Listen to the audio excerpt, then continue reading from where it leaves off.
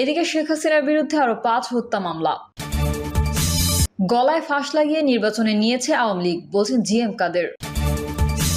ফরিদপুরে নিক্সন চৌধুরী সহ ১১০ জনের নামে এজাহার দায়ের।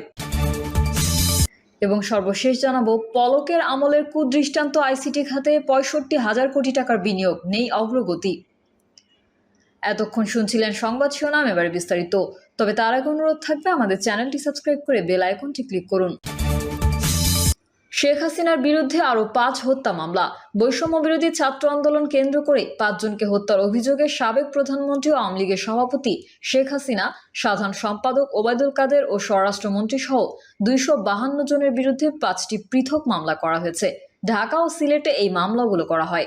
সোমবার ঢাকার মেট্রোপলিটন ম্যাজিস্ট্রেট সাদ্দাম হোসেনের আদালতে ভুক্তভোগী পরিবারের স্বজনরা ৪টি মামলা করেন।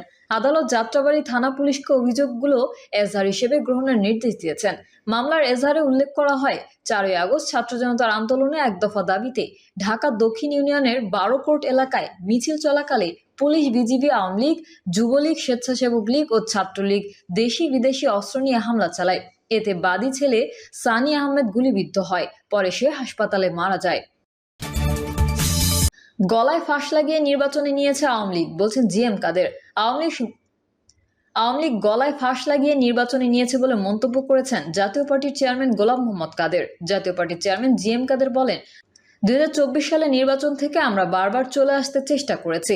আমাদের দেশের মিডিয়া এবং সচেতন মানুষ জানে জাতীয় পার্টির গলায় ফাঁস লাগিয়ে নির্বাচনে নিয়েছে আওয়ামী লীগ। জাতীয় পার্টিকে আওয়ামী লীগ রাজনীতি করতে দেয়নি দাবি করে কাদের বলেন, ২০২৪ সালে নির্বাচন থেকে আমরা বারবার চলে আসতে চেষ্টা করেছি। জাতীয় পার্টির গলায় ফাঁস লাগিয়ে নির্বাচনে নিয়েছে আওয়ামী লীগ। আমাদের দলের রাজনীতি করতে দেয়নি স্বৈরাচার আওয়ামী লীগ। ২০১৪ থেকে ২০২৪ সাল পর্যন্ত আমরা আওয়ামী লীগের হাতে নির্যাতিত হয়েছি। ২০২৪ সালে নির্বাচনে না যাওয়া ছাড়া আমাদের সামনে আর কোনো অপশন ছিল না। আমাদের দল হয়তো কিছুটা ক্ষতিগ্রস্ত হয়েছে, কিন্তু দলটি বেঁচে গেছে। দল না থাকলে আমাদের রাজনীতি থাকবে না, তাই দল বাঁচানো আমাদের কাছে জরুরি ছিল। গোলাম মোহাম্মদ কাদের বলেন, ২০১৪ সালের নির্বাচনে আমরা অংশ নেইনি। আমি সরকারের মন্ত্রী থেকেও নির্বাচন বর্জন করেছিলাম। বিএনপির দায়ের করা একটি মামলা ব্যবহার করে আওয়ামী লীগ হুসেইন মোহাম্মদ এরশাদকে নির্বাচনে যেতে বাধ্য করেছে। হুসেইন মোহাম্মদ এরশাদের নির্দেশে অনুযায়ী আমি সংবাদ সম্মেলন করে ২০১৪ সালে নির্বাচন বর্জন করেছিলাম। তিনি আরো বলেন, মামলা দিয়ে আওয়ামী লীগ ও বিএনপি জাতীয় পার্টিকে নির্যাতন করেছে। মঞ্জুর হত্যা মামলা দিয়ে হুসেইন মোহাম্মদ এরশাদকে ফাঁসির ভয় দেখানো হয়েছে। ২০১৮ সালে নির্বাচনে বিএনপি সহ সব দলই অংশ নিয়েছিল। আমরাও নির্বাচনে ছিলাম। সংবিধান পরিবর্তন, প্রধানমন্ত্রীর একক ক্ষমতা হ্রাস করা সহ গণতন্ত্র ও সুশাসন প্রতিষ্ঠায় অন্তর্বর্তী সরকার প্রধানের কাছে একগুচ্ছ প্রস্তাব দেওয়া হয়েছে বলে জানান জাতীয় পার্টির চেয়ারম্যান।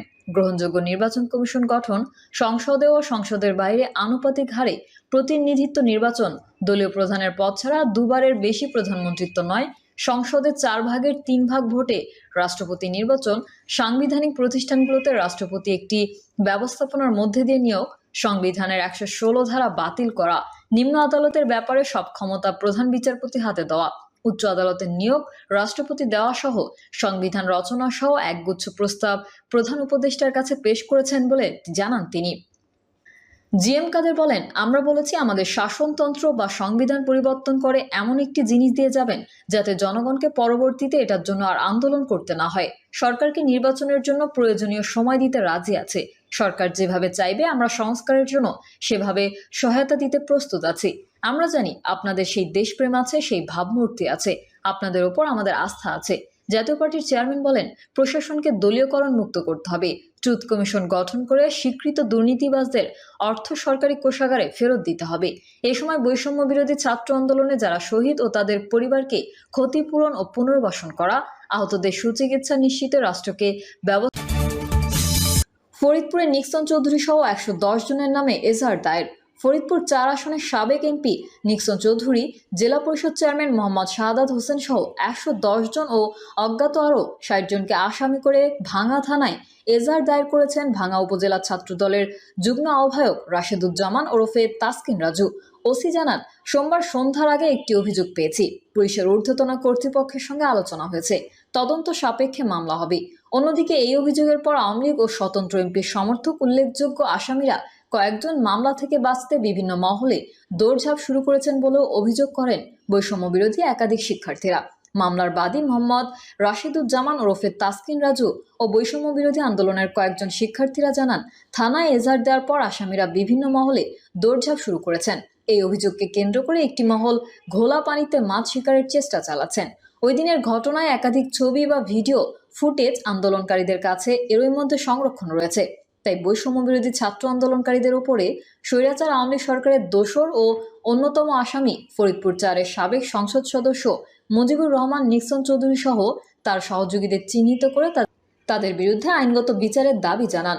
অভিযোগ সূত্রে জানা যায়, আসামি মুজিবুর রহমান নিক্সন চৌধুরী ও 2 নং আসামি মোহাম্মদ শাহাদাত হোসেনের নির্দেশে অন্যান্য আসামিরা ক্ষমতার অপব্যবহার করে সাধারণ মানুষের জীবননাশের হুমকি ধমকি সহ নিরীহ মানুষের কাছ থেকে চাঁদা আদায় করত। এতে আসামিদের বিরুদ্ধে কেউ প্রতিবাদ করলে আসামিরা তার পরিবারের সদস্যদের হুমকি দেওয়া সহ মিথ্যা মামলা দিয়ে হয়রানি করত। এছাড়া 2024 সালে বৈষম্য বিরোধী ছাত্র আন্দোলনকে কেন্দ্র করে 1 নং আসামি মুজিবুর রহমান নিক্সন চৌধুরী ও শাহাদাত হোসেনের হুকুমে অন্যান্য আসামি সহ অজ্ঞাত 50 থেকে 60 জন বিভিন্ন বিদ্যালয়ের শিক্ষার্থীদের বাড়িতে গিয়ে শিক্ষার্থীদের প্রাণে মেরে ফেলার ও গুম করার ভয়ভীতি দেখায়। পলকের আমলের কুদৃষ্টান্ত আইসিটি খাতে 65,000 কোটি টাকার বিনিয়োগ, নেই অগ্রগতি। সাবেক আওয়ামী লীগ সরকারের ডাক, টেলিযোগাযোগ ও তথ্য প্রযুক্তি প্রতিমন্ত্রী জুনায়েদ আহমেদ পলকের আমলে টেলিযোগাযোগ এবং আইসিটি খাতে 65,000 কোটি টাকা বিনিয়োগ করা হয়েছে, তবে আশানুরূপ কোনো অগ্রগতি পাওয়া যায়নি। ডাক ও টেলিযোগাযোগ বিভাগের 2024-25 অর্থ বছরের এডিপি পর্যালোচনা সভায় এসব তথ্য জানানো হয়েছে। এডিপি পর্যালোচনায় জানানো হয়েছে, 2010 সাল থেকে আগস্টের 2024 পর্যন্ত তথ্য ও যোগাযোগ প্রযুক্তি বিভাগ এবং ডাক ও টেলিযোগাযোগ খাতে 65,000 কোটি টাকা বিনিয়োগ করেও আশানুরূপ অগ্রগতি হয়নি।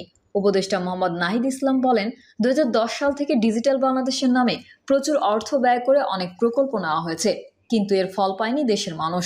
টেলিযোগাযোগ এবং আইসিটি খাতে 2024-25 অর্থ বছর পর্যন্ত 65,000 কোটি টাকা বিনিয়োগ করা হয়েছে, যার মধ্যে তথ্য ও যোগাযোগ প্রযুক্তি বিভাগ 25,000 কোটি টাকা এবং ডাক ও টেলিযোগাযোগ বিভাগ নিয়েছে 40,000 কোটি টাকার প্রকল্প।